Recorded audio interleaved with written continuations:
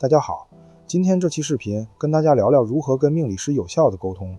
命理师能看出什么？该问什么？该怎么问？对于命理师给出的答案，应该如何去理解？怎样判断一位命理师是否靠谱？推断是否准确？这期内容将帮助你在沟通中更加顺畅，直击重点，少走弯路。首先一定要提供准确的出生年月日时，阴历阳历都可以。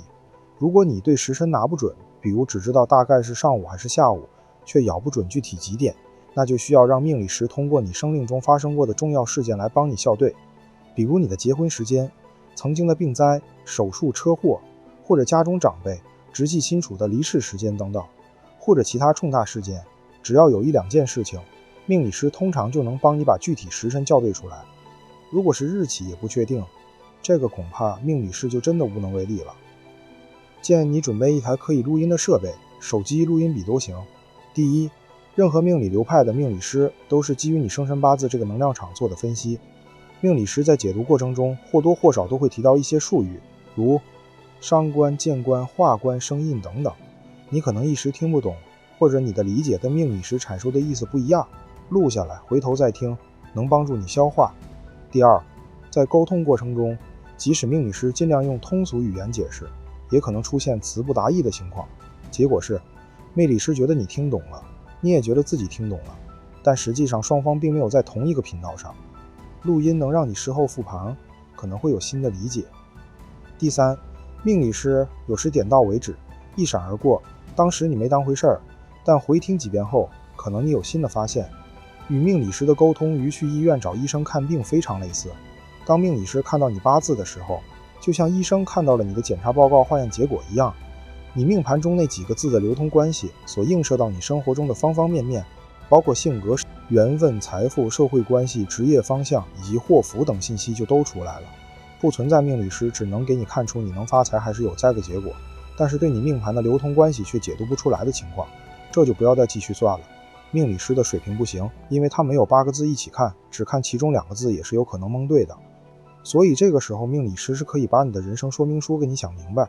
你并不需要很深的义理知识，只要有个基本的逻辑分析能力就能听懂了。虽然这部分还不会讲到具体的祸福应期和你想问的事情的预测结果，但是这部分对你来说相当重要，因为大运和流年所有的作用关系都是基于你人生说明书展开的。你听懂了之后，对你未来的做人做事、知进知退都有极大的指导意义。在沟通之前，尽量准备好你想问的问题，明确自己咨询的目的，看身体、看工作、看财运等，因为命局中的一个组合或一个五行可能代表多件事情。八字取向变化万千，同样一个盘在感情、事业、家庭、亲人等等方面所反映出来完全可能是不同的情况。比如段某命主会升官发财，但同时可能爸爸或者老婆身体方面会有问题。所以你要先整理好自己的核心问题，想问什么就明确告诉命理师，命理师的分析思路就会聚焦在这个点上。与命理师的沟通提问就像是人类在使用 AI。ChatGPT， 人类在使用 AI 的时候要学会的第一件事情是如何提问，你要引导命理师的分析思路跟着你走。当然，有经验的命理师也能从大运流年里判断出你最近的困惑，在一个范围内判断出来你近期遇到了什么问题，来算卦是想问什么事的，但你提的越具体效果越好。比如我要参加比赛，能否取得名次，是亚军还是冠军？我在单位是否有升职机会，有纠纷，打官司能赢吗？什么时候能结婚？哪一年要小心灾祸？是官灾还是病灾？公司业务要扩大规模，接下来是否可以投资，还是守财？命理师会用相法来比喻推演，你要明白命理师不是神仙，不可能1比1像拍照片那样的精准预测未来场景，取象是种比喻性的解读，不是录像回放。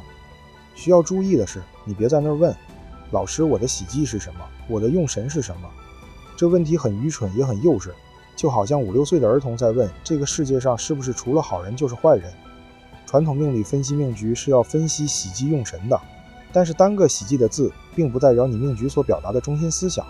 而在盲派这里，这个喜忌用神也是随时在变化。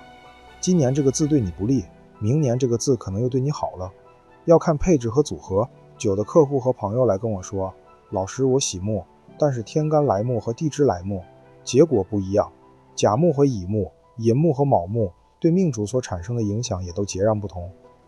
即便来了一个好字，它与命局作用的结果也可能复杂，就有可能是几件事情同时发生，比如当年赚了钱了，又因为什么事情又投资了，或者又破财了。所以这个世界不是非黑即白的二元论，它在你命局当中所反映的事情很多样化。命理师能告诉你事情的走向，可以给你解读出来一些具体的事情，但结果的好坏要由你自己判断，因为每个人的三观不同，学识不同，认知不同，生活环境不同，每个人对好坏的理解也不同。我认为的好对你来说未必好，我认为的坏对你来说也可能是好。比如说，我认为你明年发生了一件破财的事情，但是避了个灾，在命理师的立场能免了灾了，这就是好。但是你认为这破财了就是不好，这个事情如鱼饮水，冷暖自知。所以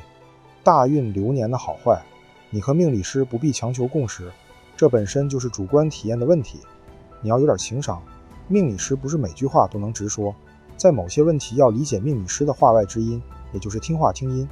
有的时候你的问题可能问得很直接，但是命理师分析出来的结果不太好直接回答你。命理师说话就会绕弯，他拐弯说是为了保护你。第一呢，命理师会因人而异来说一些事情，他会看你这个人内心强大。如果内心强大，他可以说很多真话；如果内心不强大，他也会给一定的希望。直说了，你心理能力可能承受不了。第二呢，怕你听了后执念太深，影响当下的生活。命理师看出来了，你哪年可能会发生点不好的事，但是不能明说，说了你心里面老惦记这个事，你盲目相信了，就会做不好眼前的事情。这个也不对。佛告诉我们要活在当下，命理师这个职业操守还是要导人向善的。第三呢，说太直容易结因果，命理师也要避业障。如果你未来发生的事情确实按命理师分析的结果应验了，你再回头埋怨命理师，甚至找他麻烦，他还得担个因果。但是他既然看了你的盘，也一定要去解答这个事情，就会话里有话。比如他说女生会2次婚姻，就说你要喝2家井水。如果算出你看似风风光光，但是实际你什么都没有，就会说高高墙上挂灯笼，外面亮来里面空。或者跟你说首诗，手把青秧插满田，低头便见水中天。6根清净方为道，原来退步是向前。重点是原来退步是向前。这是在告诉你这步运气不行了，不能再投资或扩张了，要守财，所以要学会听懂弦外之音。我曾经有遇到过一个这样的事情，有个朋友来找我问他的婚姻怎么样，还是他老婆来问的，这让我怎么说？我若是说你们哪年哪月要离婚，那2口子心里不得鸡个疙瘩。顺便一提，因为盲派重视看宫位和比劫，所以盲派在看婚姻、看桃花、看姻缘，一生几段缘分，你和对方谁更爱谁，你和比劫谁更有优势等方面，判断思路特别简单直接，盲派命理师往往一眼就能看出来。以后有机会给大家讲讲。算命算的是人世间的酸甜苦辣和人情冷暖，包括物质层面的财官和精神层面的喜怒哀乐。如果你的命局中体现出来遇到了难处，或者心里有过不去的坎，那么能在命局中找到这个事情的来龙去脉，一个好的命理师有义务帮你找到背后的原因。一旦这个原因找到了，影响你的那个坎就能过去了。命理师通过分析命局，帮助你认识自己的优劣、闪光点和价值点，了解自身能力和所处环境。在你情绪低落或生病时，命理师应该给你希望，因为信念能产生能量，精神上好一半病就能减轻很多。如果一个命理师只能断你运势的好坏，看不出来这件事的发生给命主在精神方面所带来的是什么影响，那这个命理师的水平和能力还是有很大提升空间的。沟通中要做个真实的人，不要虚荣或虚伪，因为修行就是修的一个真，保持恭敬敬畏。学习和对待易经文化需要保持恭敬和敬畏的心，